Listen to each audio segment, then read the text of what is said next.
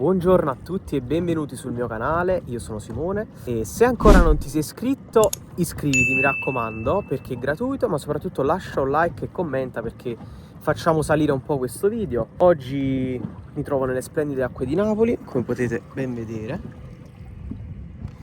e sto andando a fare una pescata sociale alla Lega di Pozzuoli, dove sono iscritto, e oggi andremo a Ischia, nell'unico posto dove si può pescare a Ischia, che è Forio, e per l'occasione ho messo anche la polo ufficiale della Lega e spero che mi porti fortuna. Io comunque volevo ringraziarvi per tutte le visualizzazioni che stanno arrivando inaspettatamente sul mio canale e vi invito quindi anche a lasciare un like e a commentare, perché comunque è l'unico modo che avete per supportarmi in questa mia avventura, diciamo così. Io non lo faccio assolutamente per uno scopo economico, come potrete immaginare, e non sono nessuno assolutamente come tanti youtuber che esistono e che magari ci guadagnano anche da vivere. Io non sono a quel livello, però mi impegno nel farlo e spero che comunque questa cosa vi arrivi, perché io ci metto veramente tutto me stesso in quello che faccio. E niente, oggi ho portato la mia solita attrezzatura in questa nuova borsa, che poi vabbè vi farò vedere. E niente raga, io raggiungo adesso i ragazzi che stanno in gommone a Pozzuoli, poi da lì andremo col gommone della Lega a Forio di Ischia. Io vi terrò sempre aggiornati. Ciao!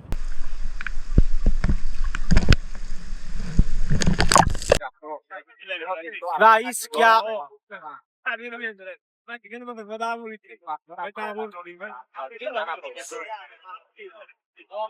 Una bella pescata sociale con la Lega di Pozzuoli, come sempre. Ritorno di Luca. Abbiamo anche, per sicurezza, abbiamo i pompieri. Ritorno di Luca. Luca, ci fai vedere un attimo come verrai oggi? Dove l'appoggi questo? Sul fondo? Bravo. Salvo, ci puoi dare due parole? Un po' di... Prima gara sociale Alza un po' la voce, se no si 2025, sente un cazzo. prima gara sociale 2025-2026. Le aspettative sono alte perché abbiamo apportato delle modifiche al campionato. Sono previsti anche pesca con rastrello per i lupini. Portale Mattia Salzano. Pesca con la Vabbè. pesca con la Poi dopo facciamo vedere un po' i pesci. Sempre se escono. Se no niente. Si va, si va. Non trovo nulla in una zona tra i 10 e i 15 metri, quindi decido di spostarmi in una zona di estremo basso fondo. Qui avevo visto dei saraghi che si erano andati a intanare, quindi decido di perlustrare tutte le rocce, questi appunto conglomerati di rocce, fin quando non trovo un bellissimo tordone nero e gli sparo. Il tiro credevo che fosse risolutivo, ma in realtà, come potete ben vedere dalle immagini, il tordo si è strappato, anche se sono sicuro di averlo colpito in un punto vitale, e quindi non mi perdo d'animo e inizio un'enorme ricerca in tutti gli anfratti possibili.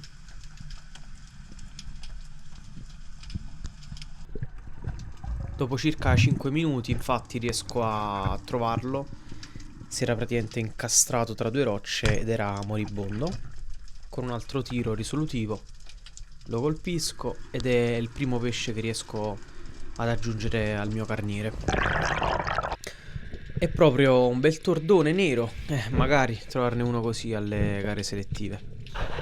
In ogni caso continuo a perlustrare il fondale e mi sposto nuovamente verso il centro del campo gara, su un fondale di circa 10-12 metri. Come potete vedere dalle immagini, infatti, si scorge una bellissima corvina. Qui ho deciso di lasciarvi l'intera clip dell'avvicinamento, infatti mi sto ventilando in superficie, fin quando poi non la raggiungo praticamente fino a pochi metri. Tuttavia, nel mentre sto scendendo, mi accorgo che lei si è appunto impaurita e inizia a nascondersi sotto le rocce. Lei si nasconde sotto questa roccia che fa un piccolo arco e andando a vedere con la torcia mi rendo conto che purtroppo è fuggita. Tuttavia, in risalita riesco a capire che si è spostata sotto un altro massone, come potete vedere dalle immagini. Mi sposto quindi sul massone su cui lei era andata a nascondersi. Scendo con il fucile, il sessantino, e faccio un errore madornale perché sarei dovuto scendere con il 90. Infatti non considero abbastanza le distanze, provo a catturarla, ma pensando di aver fatto un tiro a 1 metro, in realtà erano 2, se non addirittura 3. E quindi la sbaglio. Cambio fucile, riscendo, lei all'imboccatura, la sbaglio di nuovo e sembra veramente che ci sia una congiura contro di me. E tuttavia il pesce rimane nascosto lì sotto il massone. Quindi ricarico il fucile, vado a cercare sotto questa enorme roccia dove si potesse essere nascosta e inizialmente non riesco a trovarla. Provo a cercare in ogni singolo anfratto perché comunque si può essere nascosto in qualsiasi punto, quando all'improvviso da lontano vedo un tordo cileggio, un bellissimo pesce, credo più di mezzo chilo. Inizio a inseguirlo, prova a nascondersi nelle alghe, ma riesco a catturarlo con un tiro estremamente preciso. Sono stato veramente fortunato perché la corvina è rimasta lì sotto e sono riuscito a catturare un altro pesce praticamente a gratis, senza sforzo nel trovarlo. Quindi ora ho 2 bei tordi a cavetto e so che comunque con queste condizioni sono messo veramente bene. Decido quindi di svitare la fiocina e con il cinquantino con la tetiana provo a rifare un tiro alla corvina che si era ormai nascosta sotto la roccia. Ma niente da fare. Ancora una volta credevo di averla colpita, ma non so se è l'elastico il problema o l'asta è storta, non lo so. Ma fatto sta che comunque l'ho sbagliato nuovamente.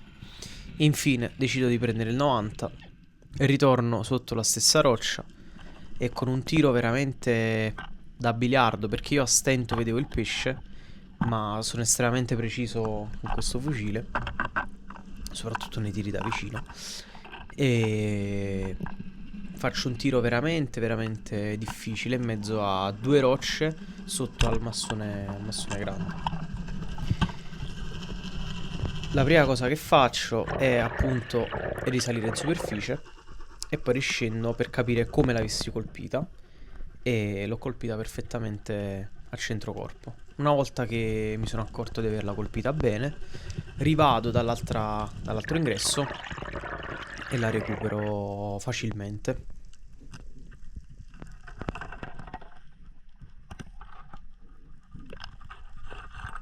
Finalmente la corvina Elander esce dalla sua tana e la porto in superficie. Veramente un bel pesce. E in gara molti di voi sanno che fare queste catture è sempre più difficile.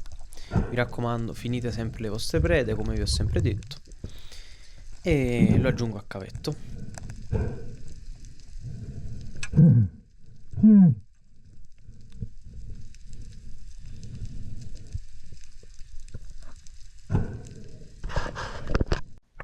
Questo sarà il mio carniere poco prima della consegna del cavetto, con 2 bei tordi e una splendida corvina.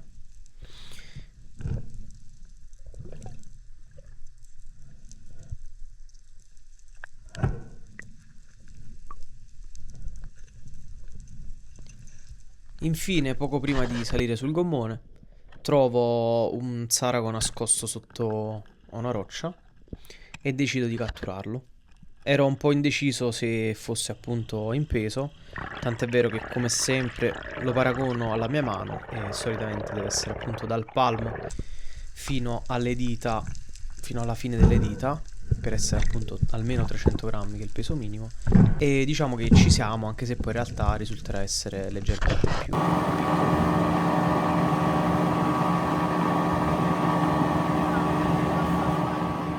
Si ritorna, fatti una bella pescata.